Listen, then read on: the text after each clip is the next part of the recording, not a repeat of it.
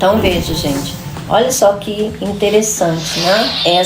Vocês todos são filhos da luz, vocês, os irmãos, são filhos da luz, filhos do dia, ou seja, filhos de Cristo Jesus. Não somos da noite nem das trevas, portanto, não durmamos como os demais, ou seja, aqueles que estão que ainda são pertencentes ao maligno, que ainda fazem parte desse mundo. A gente está no mundo, mas a gente não pertence mais a esse mundo.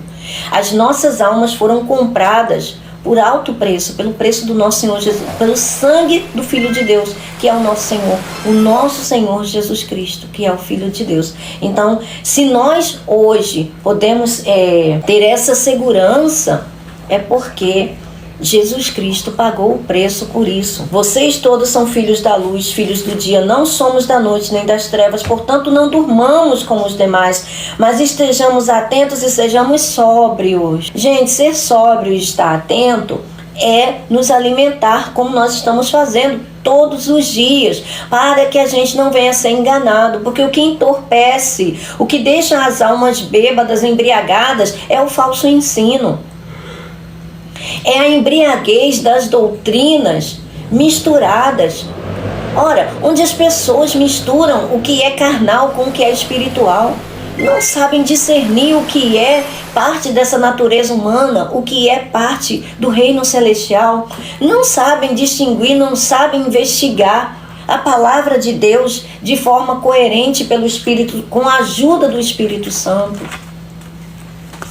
Se nós não estivermos atentos para a palavra de Deus, a gente vai ficar embriagado, porque é muito sutil. Há um limiar muito sensível que as almas não conseguem distinguir se não for com a ajuda do Espírito Santo por meio da sua palavra. E todos nós estávamos nessa mesma condição. Então, se nós não estivermos recorrentemente nos alimentando do leite genuíno, do leite da palavra, do leite puro, a palavra pura sem mistura, para que possamos compreender e não sermos arrastados por medo, por temor. Esse é o estar vigilante, é dar para o Espírito, como Jesus disse: ei, dê a Deus o que é de Deus e a César o que é de César. O que é de Deus, veja, Deus não precisa de nada dessa criação. Foi Ele que fez todas as coisas. Ele não precisa de absolutamente nada dos homens. Pelo contrário, Ele dá abundantemente. Então, o que é estar vigilante? É a gente estar enlaçado, enraizado, íntimo na compreensão daquilo que é espiritual, da palavra. Jesus disse: quando o Espírito Santo vier, quando o conselheiro, o nosso paracleto, o nosso auxiliador, o nosso advogado, quando ele viesse, ele nos guiaria em toda a verdade. É necessário que a gente se despoje daquilo que a gente tinha, do conhecimento falso, do conhecimento que não sabe distinguir o que é natureza humana, o que é natureza espiritual, o que é carne, o que é sangue, o que é espírito, o que é o ser humano, o que é a justiça de Deus, o que significa a justiça de Deus para nós em termos práticos, de atuarmos nessas coisas, colocando em prática a palavra de Deus em nossas vidas, as parábolas do nosso Senhor Jesus Cristo que nos ajudam no nosso dia a dia, quando a gente precisa do fortalecimento da fé. Isso é estar vigilante. Lembremos lá do Getsêmani, quando Jesus estava ali em corpo físico, sofrendo terrivelmente opressão em sua alma. Ele orou por 3 vezes: Pai, se possível for, passa de mim esse cálice, contudo não seja feita a minha vontade, mas a tua. A alma dele estava gritando, a alma dele estava clamando, como qualquer ser humano. Mas ele disse: não seja feita a minha vontade, mas a tua. Por quê? Porque o espírito dele era forte. Ele disse: a carne é fraca. Então, se a alma tende para o seu próprio corpo, ela estremece.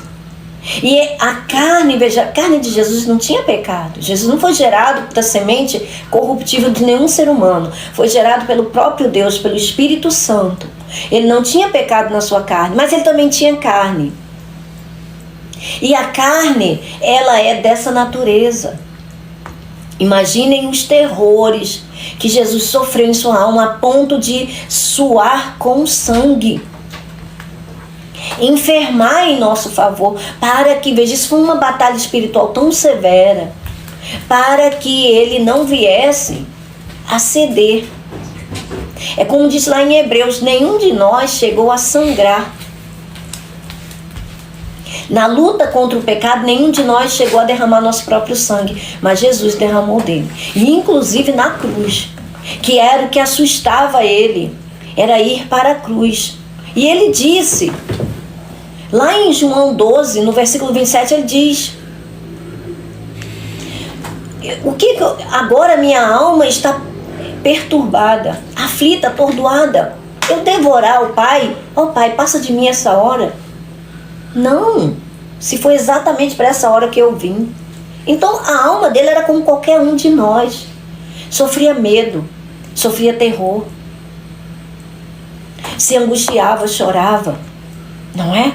Mas o espírito é forte. Ele disse, a carne é fraca. Não estava fraca, ela é a condição da carne, ela é fraca para as coisas de Deus, para as coisas que são perpétuas, eternas. A carne é fraca, mas o espírito está pronto. O nosso espírito precisa estar pronto. Para que Jesus venha, o nosso espírito precisa estar pronto. Para que o nosso Senhor venha, precisamos chegar à maturidade do Filho de Deus.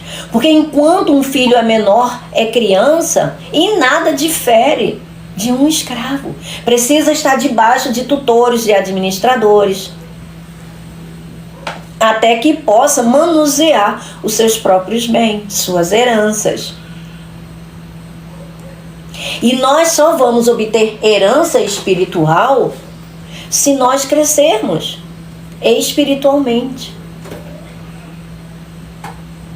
E veja, nenhum daqueles homens, embora eles convivessem com Jesus, nenhum deles estava ali vigilante. Eles dormiram. Por quê? Porque ninguém ali era espiritual, a não ser Jesus.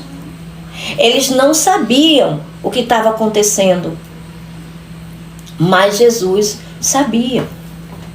E Jesus disse para ele, ei, acordem, despertem, orem. Mas Jesus sabia que eles não podiam. Todas essas coisas foram escritas para que nós possamos compreender. Se não for com a ajuda do Espírito Santo, pelo poder do Espírito Santo, a gente não consegue. Nenhum ser humano consegue.